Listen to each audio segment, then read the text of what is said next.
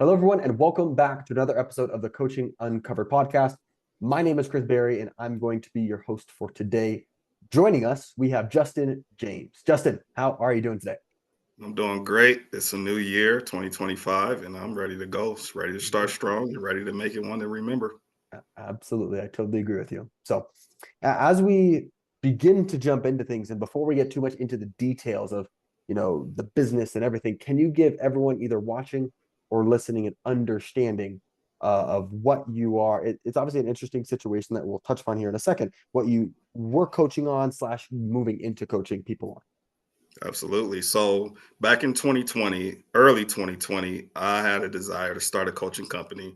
And back then, it was just life coaching. But as you all know, you need a niche. So I ended up finding a niche, which became existential coaching, because I'm very passionate about the field of existentialism, existential crisis, something I went through personally.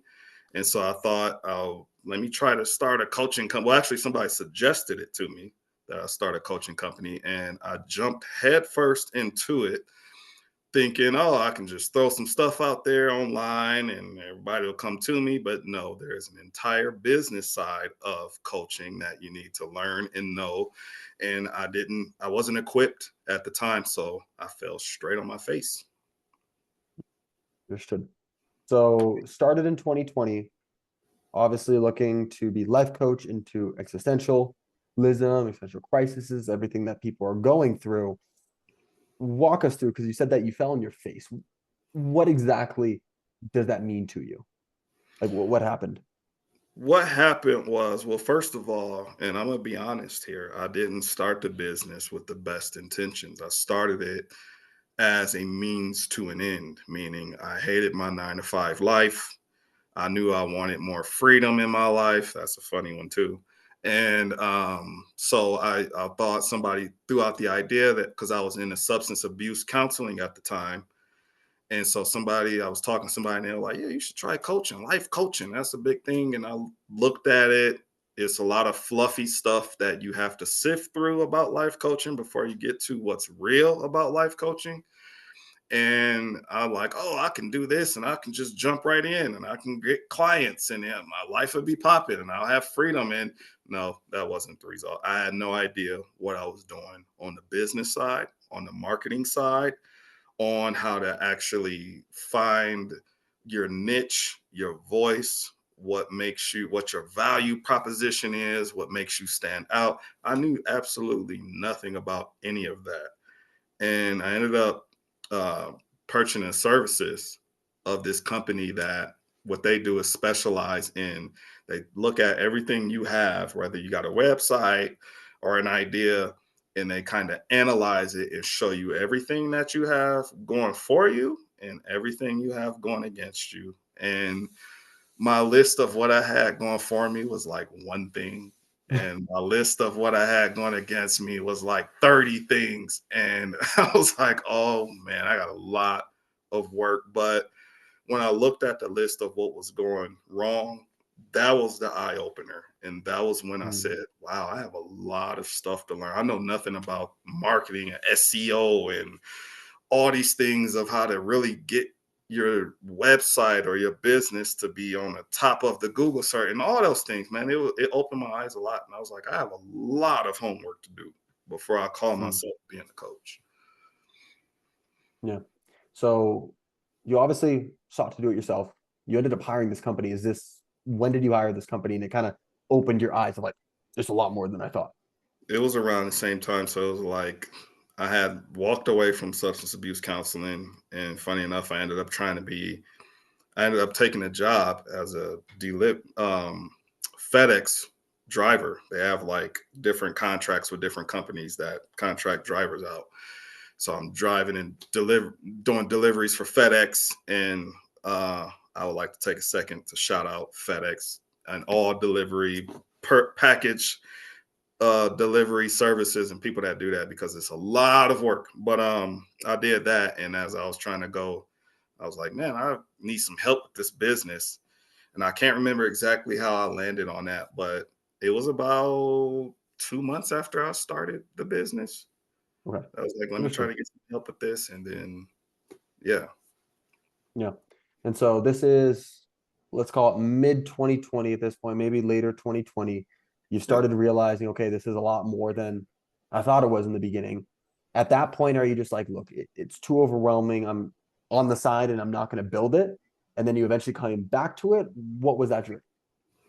It was like I was looking at that list of things I needed to do and everything that all the work that needed to go into building this business versus, oh shoot, the little bit of savings I had when I walked away from my profession was starting to dwindle a little bit. I need to take serious again a 9 to 5. So weighing those two, the 9 to 5 took over, so I had to get back into that, and the coaching business kind of fell by the wayside after that. And especially when I looked at that list, because I that was a hit to confidence, Mhm. too, and that was a Yeah. hit. It was a Yeah. realism. It was like I have to put actual work into this to make this work, and actual work like that takes time. And at that time, I didn't have the time. I didn't have the energy. I was going through a pretty bad breakup at the time. All the stuff with 2020 was going on. It was just a mix of things that was like, it was easy for my coaching business and the work I needed to put into it to fall by the wayside. Yeah. Understood. So fast forwarding from that period where coaching business fell by the wayside out of mix of necessity paired with just a lot of stuff going on and just let's go back to the secure thing that I know. Mm. Coming from that point to today, what's the state of the coaching business? What are you looking at now? Whether it be let's talk about current state, but then also moving forward too. So between that time back in 2020 versus now, little bit by little bit, I started educating myself. I started saying, okay, I see the mountain in front of me, but we're going to tell you a little bit by little bit. What of it stands out to me the most? I love the marketing aspect. I started to fall in love with the business thing as I started educating myself on it. So just little bit by little bit, I was educating myself. And fast forward to now, I understand niches more. I understand how they say it.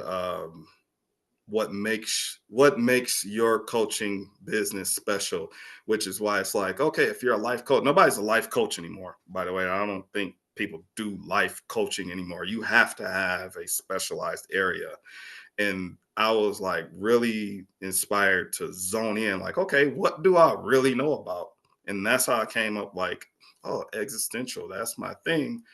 But today, it's not even existential anymore because the existential coaching became kind of vague too, because that can people have existential crisis for a lot of different reasons. And some of those reasons can kind of bleed a little bit more into therapist side of things. And I'm like, do I really want to get entangled with all that? No. And so fast forward where my coaching business is gearing up to be now, I actually want to coach other writers in Hmm. the field of filmmaking because Okay. filmmaking is my first love in life. Being a writer is one of my first loves, also. And those are things that I definitely know. I have a project going right now. And one day it dawned on me, it was like, I want to help other writers because I know that process very well. Yeah. And it took me, I'm working on something now, and about a year and a half of consistent work of working on this script. Now that's something, all of the highways and byways and alleyways and dark nights that I went through, I can help other writers kind of not have to go through such a grueling process of finding what their story is, what their characters are, and all that stuff. So now, fast forward, it's like, I want to help other writers. Yeah. Hmm. So it's come full circle from the I don't know if overwhelmed is the best word to use, but just like so much going on and realizing there's so much to a coaching business, then slowly but surely educating. And that's even something that before we actually started the recording, we're talking about consistency, right? We were talking about I asked you about your poster in the background, talked about your MMA and all of that, and just the importance of consistency. And even though it necessarily didn't go exactly according to plan, the consistency has now brought you to today, and you've learned so much more Yep. to it. And then obviously now you're looking to go ahead and step into those things. And obviously it's a process of continuing to go into the next and actually continue to build this up into the business that you've talked about. Yes. Knowing what you know now, what would you go ahead and tell Justin of 2020, knowing now? And what pieces of advice would you give him, would you say? Find other reasons to enjoy and love life, because and our our artistry and everything, the gifts we have, I don't think they're of the purpose of making us enjoy life. And we can use them as a means to an end. And that can turn very ugly, because if I'm trying to start a coaching business and I'm this is going to affect people's lives, but if I'm not doing it for the right reasons, Yeah. one, my business is not going to be any good. I'm a firm believer of inside out. Whatever's going on inside of you will manifest in whatever ways on the outside. That's why you can tell certain things about people and things. It's like, wow, you see on the surface, but you can just tell that vibe. So if I do a business and it's not of the right purposes, it won't be a success. I fell out of love with filmmaking years ago because I was trying to use it as a means to an end. And so, what I would tell myself back then, find different ways to love life. And if you need some help, therapy wise, mental wise, work all that, get it. Figure life out before you try to do all these business things and use it as a way to make your life good. And yeah, because using it as a mean, I like to use the phrase, I was pimping my art, I was pimping my business Mm, to get out there on Broadway and give me the life I wanted. mm, Not a good idea. It doesn't work, and it can cause you to fall out of love with something that you really were passionate mm. about.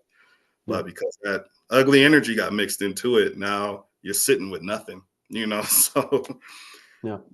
our gifts are gifts, you know, they're not to be abused, you know. Yeah. One thing that I've loved of what you've said, you haven't necessarily said it explicitly, but you've kind of said it in between the lines of, especially in today's culture, you have so many people in this highlight reel of social media. Look at my Lambo. Look at this Rolex. Look at this. Look at that. I'm on the yacht. And that's what everyone wants to go ahead and do. And there's two prongs to it. Number one, you could have all the Lamborghinis in the world, all the yachts in the world, all the Rolexes, whatever it is. If you're not right inside, it's pointless. Like you're not going to be happy. And so ultimately, no amount of these possessions will give you what you're looking for. It's just going to seem empty and it's going to lead you down the wrong path. So that's number one. Number two is it's not just something, don't get me wrong, some people just immediately get it right off the rip, but majority of people, it's a journey of becoming and doing all that. You know, they have the quote that says the path to an overnight success takes 10 years, right? Mhm. And so ultimately, these people haven't gotten success yet, but they've been putting in the hours, putting in the time, learning, understanding all of these different things. And then this last little piece, they just fix it and then boom, they take off. And so Mhm. ultimately, that's the hard part because so many coaches, as you mentioned, and it does make sense. Let's get into something that I'm passionate about, that I enjoy, and make a business out of it. But what they do is they have these unrealistic expectations, jump into it, force themselves into this bucket that I need to make money to survive, or Mhm. like whatever it is. And then from then they fall out of love, as you said, and then it leads down this path where they either have this bad taste in their mouth or where they don't want to do it. Like, oh no, coaching doesn't work. But really, it's just a matter of you have unrealistic expectations. So instead of just seeing it in the short term, seeing it as like the long term, like, look, I'm doing this because I want to improve. I'm committing to the process of what it's going to need in order to get there and do that. And I think that when you have that sort of frame and mindset, everything becomes so much easier, as you said. Basically, you didn't explicitly say that to the T, but that's what you've been insinuating with all these things essentially. So I wanted to share that because I think so many coaches get caught up in the wrong mindset as you've been discussing. Yeah, it's a dangerous thing, like you said, with the Lambo life and all this high roller lifestyle that, you know, we're shown. I love the Jim Carrey quote when he said he wishes everybody could be rich and famous so that everybody could see that's not the answer. Yeah. Those are just fruits of labor, you know, but that flashy lifestyle, it gets us and it still gets us to this day. And you got people who are rich and famous and are empty. I remember Shaquille O'Neal, you know, was telling a story, you know, he was like, yeah, I had a big mansion and the cars and all this stuff. But I guess he was having some marital issues and whatnot. You know, he was doing his thing out there. And he was like, the emptiness of coming home to an empty house. I had this huge mansion, And, and my life is still empty. I've seen multiple people that are up there in life and they're like, I got everything I want. Why am I still not happy? And it's because there was something pivotal along the way you were supposed to find. No matter what, like you was just saying, no matter what success, these flashy things, you're going to be happy for a little while. When that dust settles and that reality that's still here inside, oh, it's coming back, and it's coming Yeah. back in full force. So it's like, we have to take care. And this is what I learned from therapy. Like, we have to take care of what's in here, because no matter where else I go, I'm going to have these same problems. Because I had a big thing with trust in life. And I'm like, I want to enjoy my life, but I'm so afraid of the other shoe to fall. I can't enjoy my life because I know this is life and something is going to fall. But maybe if I get a little successful, I'll feel a little better and I'll feel a little more safe in life. And Kendrick Lamar has a song called Fear. And on that song, he details different levels of fear he had throughout his life. Starting when he was an 8-year-old child, his biggest fear was his mother, because she was always threatening him, like, if you don't get good grades or you don't clean up the house, I'm gonna whoop yo, you know what? Yeah. Then, as a teenager growing up in Compton, his fear as a 17-year-old was dying, just doing simple things like walking to the store. The biggest part of that song that got me was like, okay, he has all this fear. In the third part of the song, he's rich and he's famous. He's Kendrick Lamar now. And he's like, oh, yeah, I thought being rich and famous. Oh, no. All of that did was magnify all of me. So now my fear is losing everything I've worked for. I hear this story of Rihanna where she checked her numbers and her accountant screwed her over. Now I don't want to spend any money. I'm so afraid to lose everything. And I was like, damn, no matter where you go, what you do, whatever you don't take care of inside of you, it's coming right along with you. And other things may shade over for a while, but at a point, you're going to have to face yourself. Yeah, that's true. I've enjoyed this because most of the time on the podcast, we get coaches that have existing coaching businesses, and we kind of break down the business. I think that there's so much value that comes to the story that you've had. And I'm not just saying this because we're on air or trying to blow smoke at you. It You have a mindset of a winner and you have all the things, and just for different ways, it just hasn't come in alignment yet. The overnight success is a brewing, is how I see it. And it's really cool to see because two prong. Number one, so many people, a lot of coaches, I'll say, that have a desire to become a coach, experience something that you did. Of it doesn't go exactly the way they planned, it failed, or it didn't go exactly the way. But the difference between them, and I'm not trying to put anyone down, that you're just keeping at it. You're continuing to show up, you understand the process, and it's there. And I feel that by sharing and other people hearing this, it's like there is hope. Like it doesn't need to end like that. And Exactly. so it's been great because so many people are probably thinking what you thought in the past, and now you, having gone through all of these trials and tribulations, are bringing it here. It's like, no, like, look, that just because that happened doesn't mean that I'm not going to be able to make this in the future. It's just a matter of iterating and getting to there. So I've enjoyed it. So Which, as a coach, I feel like, yeah, that's some type of experience we need to mhm, have.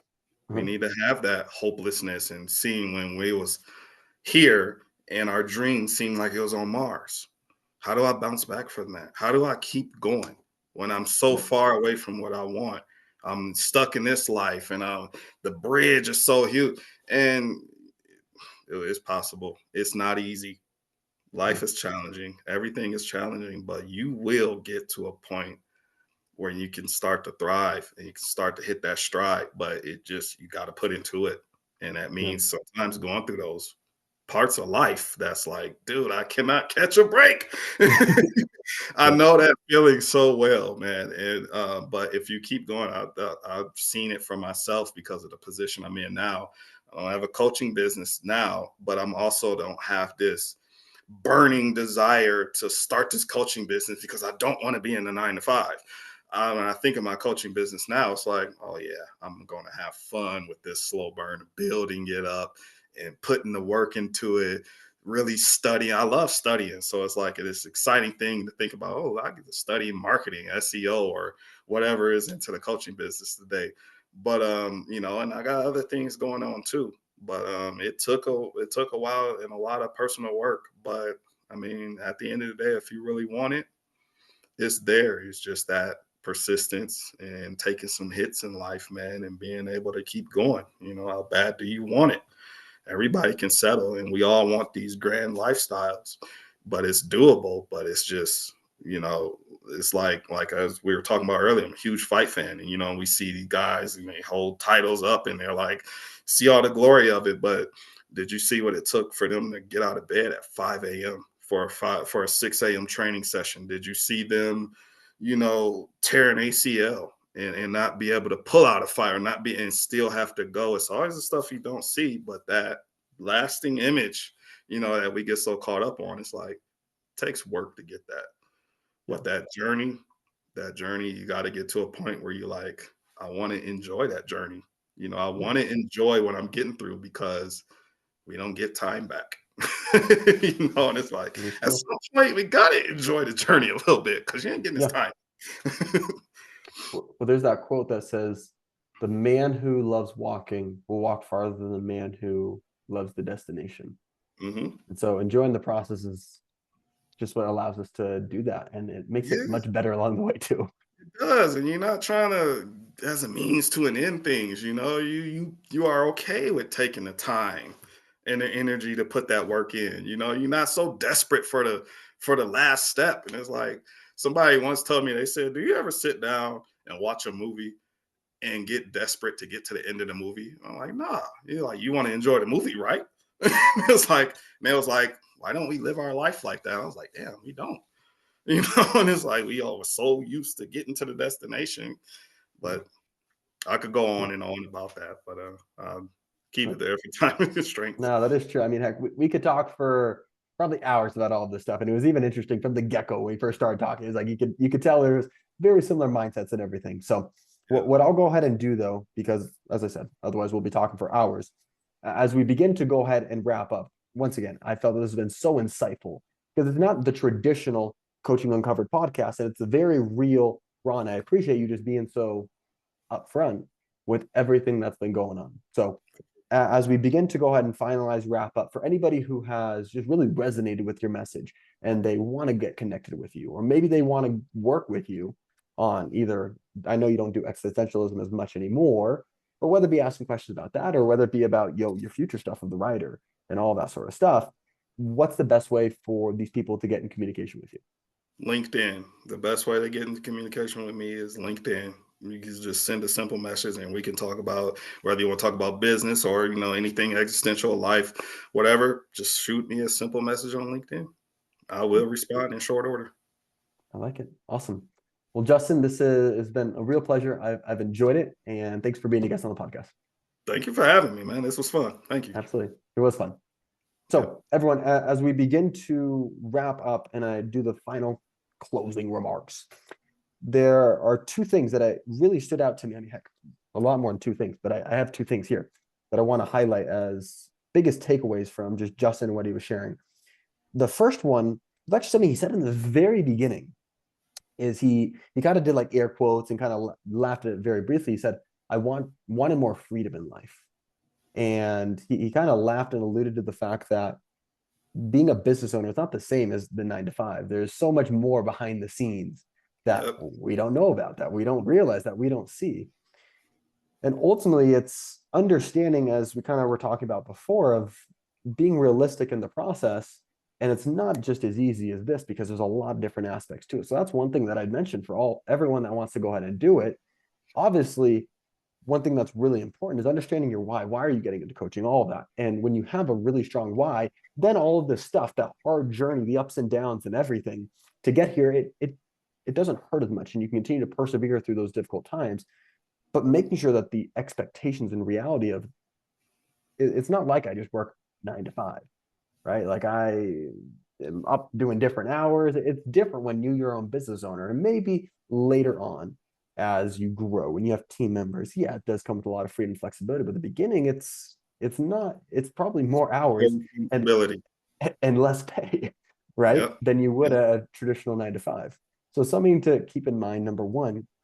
And then number two, the thing that I really liked that Juston was sharing throughout the entire time was trusting the process and the journey, right? He didn't explicitly state this, but just the mindset that Juston has, you can tell he's a winner. He works hard. He understands the process. And yeah, he may have stumbled back in 2020 when he first launched it, but I have no doubt in my mind, unless he decides to change his mind that he's not what he's going to want to do, Juston will be successful and make a very successful coaching business in the future.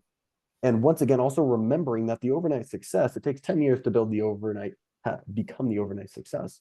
So just falling in love with the process and going through and really understanding that it's not something that is most likely overnight. It's this is really important to me, and I'm just going to show up and I'm going to improve because I'm passionate about wanting to help people in whatever I coach people on. So those are the two biggest things that really stood out to me that I got in regard to value from Juston on today's episode.